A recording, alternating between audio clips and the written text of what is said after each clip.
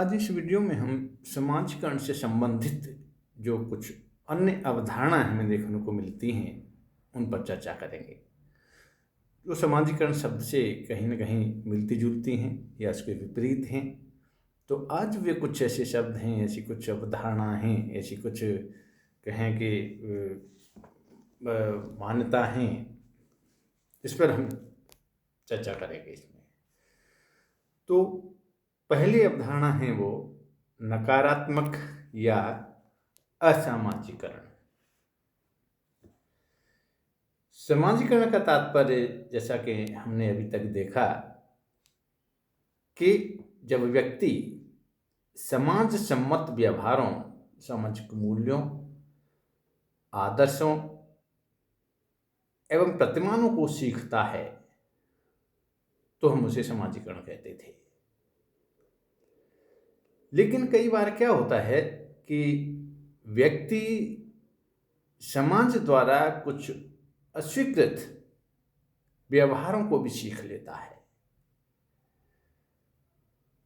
उसे ही जहां तक है नकारात्मक या असामाजिकरण की संज्ञा दी जाती है।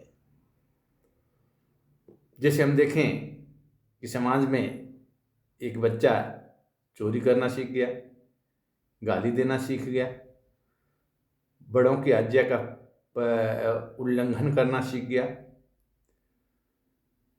कानून की अवहेलना करना सीख गया। तो ये सभी काम जो हैं, जो समाज विरोधी माने जाते हैं, तो ऐसे कार्यों को जब कोई बच्चा सीख जाता है तो उसे नकारात्मक या असामाजिकरण कहा जाता है। नकारात्मक समाजीकरण जहां तक समाज में अपराध और विपथगामी व्यवहार के लिए उत्तरदायी है, क्योंकि जब वो बच्चा इस प्रकार के समाज विरोधी व्यवहारों को जब सीखता है तो उसका जो आगे का जो समाजीकरण जो होता है, या हम कह सकते हैं आगे की उसकी जो दिशा निश्चित होती है, वह अपराध और विपथगामी व्यवहार के लिए होती है। वहीं इसके विपरीत हमने वहाँ देखा था कि जब किसी बच्चे का समाजीकरण, समाज के मूल और मान्यताओं के अनुरूप उसने व्यवहार करना सीखा है, तो उसका जो समाजीकरण की जो दिशा होगी वो समाज के अपेक्षित, समाज सम्मत, समाज के कानून सम्मत वह दिशा होगी। तो हम ये कह सकते हैं कि नकारात्मक या असामाजिकरण अवधारणा एक ऐसी अवधारणा है जो समाजीकरण के ठीक विपरीत है और किसी भी व्यक्ति को समाज विरोधी कार्य करने की ओर वह अग्रसर करती है। दूसरी अवधारणा का जहां तक हम बात करें तो वो है विसमाजीकरण। विसमाजीकरण का तात्पर्य जहां तक है तो हम उस समाजीकरण को कहते हैं जहां व्यक्ति पहले से सीखे हुए व्यवहारों को भुला देने का प्रयास करता है या भुलाता है। मान लीजिए कोई व्यक्ति झूठ बोलना सीख गया, शराब पीना सीख गया, बीड़ी पीना सीख गया, लेकिन जब वह उस पहले सीखे हुए व्यवहार को वो भुलाने का प्रयास करता है, उसे छुड़ाने का प्रयास करता है, तो उसे सामान्यतः हम विसमाजीकरण की संज्ञा देते हैं। यहां हम ये भी कह सकते हैं कि जो व्यक्ति का पहले जो समाजीकरण हुआ है उसे समाप्त कर देना। पहले से जो समाजीकरण हुआ है उसे समाप्त कर देना। यहां व्यक्ति को उसके पहले हुए समाजीकरण की त्रुटियां व हानियां बताकर पहले वाले समाजीकरण में जो उसने व्यवहारों को सीखा है, जिन बातों को उसने सीखा है, उसे छोड़ने और भुलाने को कहा जाता है। जैसा कि हमने अभी बताया था कि व्यक्ति चोरी या अपराध करने में जब संलग्न हो जाता है या एक छोटा बच्चा है वह कक्षा से भागने की प्रवृत्ति में संलग्न हो जाता है, उसको कक्षा से भागने की एक आदत बन जाती है, तो उसने इन जो बुराइयों को सीखा है, इन आदतों को उसने सीखा है, इन आदतों को जब छुड़ाने का प्रयास किया जाता है या छोड़ने के लिए कहा जाता है, तो उसे हम विसमाजीकरण कह सकते हैं। यहाँ व्यक्ति को इन बुरी आदतों से होने वाले हानियों से भी परिचित कराया जाता है, और जब व्यक्ति उन्हें छोड़ देता है, उन्हें भूल जाता है, तो उसे हम क्या कहेंगे? विसमाजीकरण। कई बार क्या होता है कि काफी समय पूर्व जो व्यक्ति ने सीखा हुआ उसका जो व्यवहार था, और उस व्यवहार को एक लंबे समय तक उसने उसको प्रयोग नहीं किया है, तो कभी कभी वो उस व्यवहार को स्वतः ही भूल जाता है। तो यह भी एक विसमाजीकरण की श्रेणी में आता है। तो हम कह सकते हैं कि विसमाजीकरण जानबूझकर, चेतन रूप से या प्रयत्नपूर्वक भी किया जा सकता है, तथा यह अनजान एवं अचेतन रूप से भी किया जा सकता है। कुल मिला के विसमाजीकरण वह है जिसमें एक व्यक्ति पहले बुरी आदतों को सीख जाता है, उनको अपना लेता है, और जब उसकी बुराइयों को जब उसके सामने कहा जाता है, रखा जाता है कि इसमें ये है बुराइयां हैं, ये हानिकारक है, ये से ये होता है, तो धीरे धीरे वह उनको छोड़ने का प्रयास करता है, भूलने का प्रयास करता है, और जब भूल जाता है तो उसे ही विसमाजीकरण कहा जाता है। एक और समाजीकरण से संबंधित अवधारणा है जो नंबर 3 में दिखाई गई है, वो है पुनर्समाजीकरण। पुनर्समाजीकरण का जहां तक तात्पर्य है, तो पुनर्समाजीकरण का जो कार्य है वो विसमाजीकरण के बाद ही संभव हो पाता है। जब किसी व्यक्ति द्वारा पहले सीखे गए व्यवहार को भुलाकर उसे एक नया व्यवहार सीखने के लिए कहा जाता है, तो उसे सामान्यतः हम कहते हैं पुनर्समाजीकरण। जैसे एक व्यक्ति अपने संपूर्ण जीवन काल में अपने विचारों, मूल्यों, अभिवृत्तियों एवं व्यवहारों में नई भूमिका ग्रहण करने के साथ साथ परिवर्तन लाता है, तो उसे हम सतत समाजीकरण की संज्ञा देते हैं। लेकिन यह परिवर्तन एकदम तेज व मौलिक हो तो उसे पुनर्समाजीकरण कहा जाता है। इसके बारे में ब्लूम एवं चेलनिक ने इसको स्पष्ट करते हुए एक जगह लिखा था कि पुनर्समाजीकरण मौलिक व तीव्र परिवर्तन की ओर संकेत करता है। इसमें पहले वाली जीवन विधि के स्थान पर दूसरी जीवन विधि अपनाने को कहा जाता है,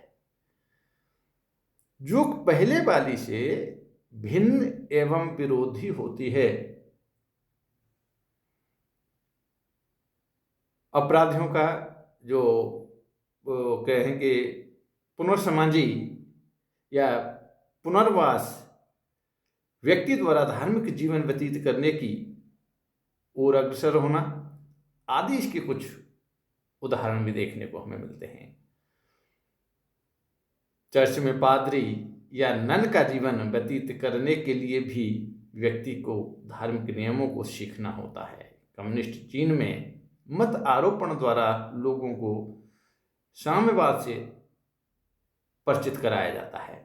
यह भी एक हम कह सकते हैं कि ये पुनर्समाजीकरण की प्रक्रिया है, जहां जेल में अपराधी व्यक्तियों को अपराधी प्रवृत्तियां छोड़ने को कहा जाता है और अच्छी बातें सिखाकर उनका पुनर्समाजीकरण किया जाता है।